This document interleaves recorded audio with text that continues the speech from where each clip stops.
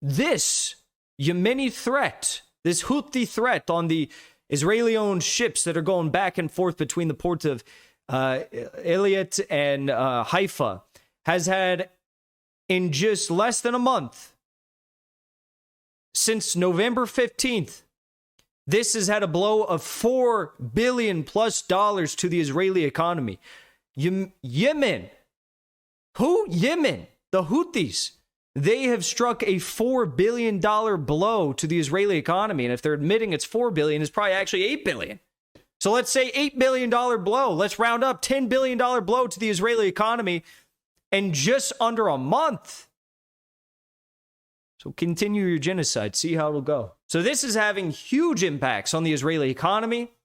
Again, at least an admitted reported $4 billion negative impact on the Israeli economy. It's probably worse than that. That's why I say the Yemenis are working overtime for the Palestinian resistance. They're doing more than Turkey, more than Jordan, more than the UAE, more than Saudi Arabia combined, despite how many, pro-Palestine protests and speeches that these leaders want to give. Mohammed bin Salman, Erdogan, they want to have their, speeches say, we stand with Palestine. Okay. Yemen's working overtime, though. They're doing more than you. Real balls can be found in the ranks of the Houthi leadership, okay? And that's what they're doing right now. So I salute you. I salute you. Very, very, very interesting stuff.